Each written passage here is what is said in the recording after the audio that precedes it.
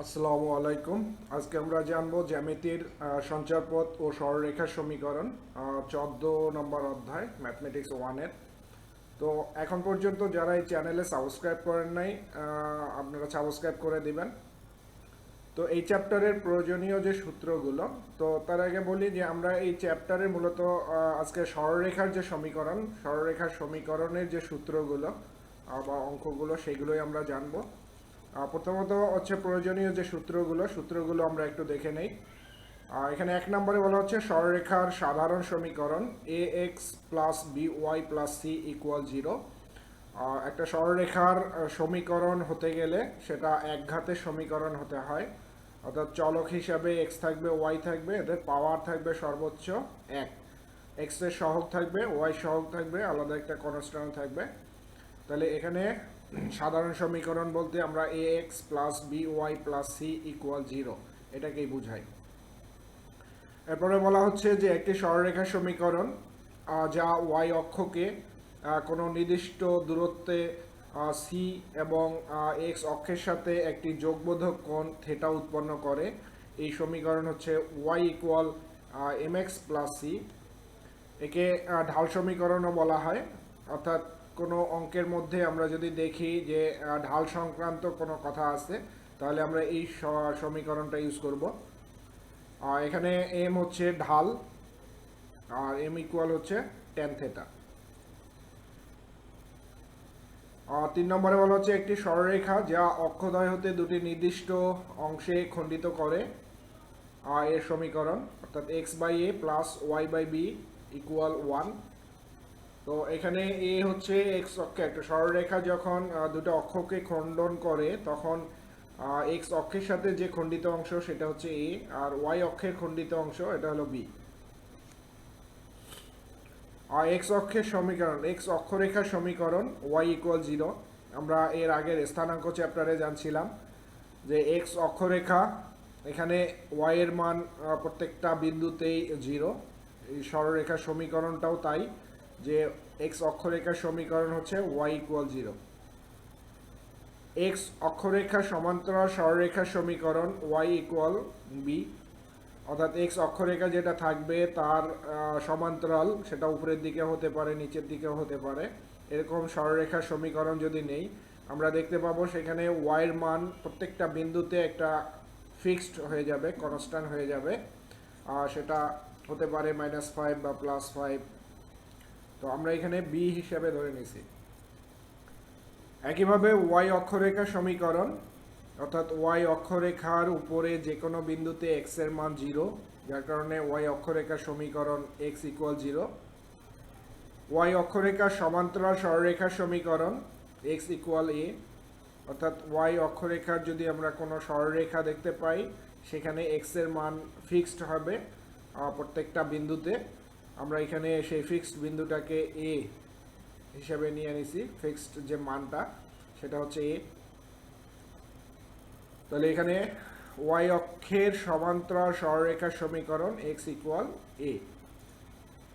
8 নম্বরে বলা হচ্ছে যে দুটা বিন্দু, আমরা স্থানাঙ্ক পড়ছিলাম এরকম বিন্দু দুইটা, বিন্দুগামী সরলরেখার সমীকরণ যে x1 y1 ও x2 y2 বিন্দুগামী সরলরেখার সমীকরণ, অর্থাৎ দুটা বিন্দু থাকলে পরে আমরা একটা রেখা টানতে পারি, সেই রেখাটাকে বর্ধিত করলেই সেটা সরলরেখা হয়ে যায়। তার সমীকরণ যদি আমরা বের করতে চাই তাহলে x minus x1 divided by x1 minus x2 equal y minus y1 divided by y1 minus y2। এই যে সরলরেখাটা, অর্থাৎ এই দুটা বিন্দুগামী সরলরেখা, তার ঢাল আবার হবে y2 minus y1 divided by x2 minus x1, অর্থাৎ এই দুটা বিন্দুগামী সরলরেখার সমীকরণ এটা। আর ওই যে সরলরেখাটা, এই সরলরেখার ঢাল হবে এটা। তো দুটা বিন্দু দিয়ে যদি কখনো শুধু ঢাল নির্ণয় করতে বলে তাহলে আমরা এই সূত্রটা ইউজ করব। এরপর 9 নম্বরে বলা হচ্ছে একটি সরলরেখা ax plus by plus C equal 0 হতে একটি বিন্দু x1 y1 এর দূরত্ব, অর্থাৎ এখানে একটা বিন্দু থেকে এই সরলরেখাটার দূরত্ব আমরা যদি নির্ণয় করতে চাই, এখানে x1 y1 যে বিন্দুটা, এক্স এর জায়গায় x1 বসবে, ওয়াই এর জায়গায় y1টা বসবে। আমরা এদিকে দেখেন যে ax1 plus by1 equal plus c divided by root over a square plus b square. অর্থাৎ এখানে যে সরলরেখাটা থাকবে সব কিছুই ঠিক থাকবে, শুধু এক্স এর জায়গায় এখানে বিন্দুর এক্স এর মান বসবে, ওয়াই এর জায়গায় এখানে বিন্দুটার ওয়াই এর মান বসবে, ইকুয়াল 0টা বাদ যাবে, আর নিচে হবে রুট ওভার এক্স এর সহগের উপর স্কোয়ার প্লাস ওয়াই এর সহগের উপর স্কোয়ার। আর এটা পরম মান, যেহেতু দূরত্ব কখনো নেগেটিভ হয় না, তাহলে এটা হবে পরম মান, খাড়া দুইটা দাঁড়িয়ে থাকবে। এরপর ক্যালকুলেশন করে যা আসে, একটি সরলরেখা ax plus by plus c equal 0 এর সমান্তরাল সরলরেখা সমীকরণ ax plus by plus k equal 0।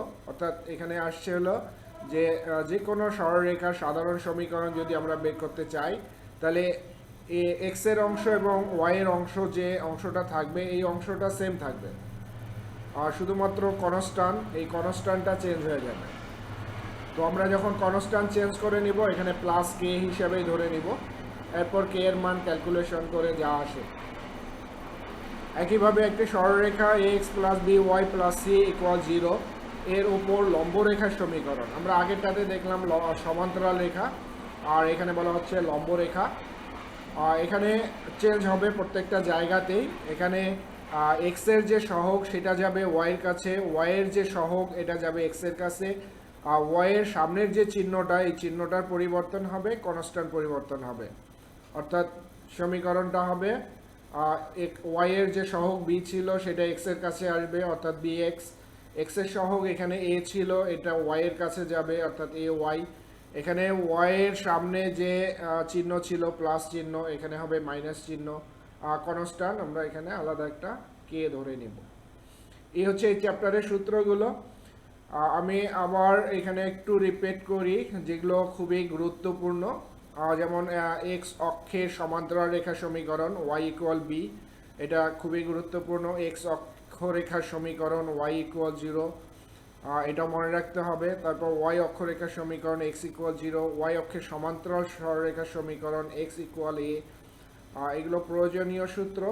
তারপর দুটা বিন্দুগামী সরলরেখার সমীকরণ, এটা মনে রাখবেন। রেখার ঢাল, এটাও মনে রাখবেন, অতি সংক্ষিপ্ততে আসে। তারপরে এই দুটাও খুবই ইম্পর্টেন্ট জিনিস, অঙ্ক করার সময় লাগবে। তো বেশ ভালো থাকবেন আপনারা, সুস্থ থাকবেন। আজকের মতো এখানেই, আল্লাহ হাফেজ।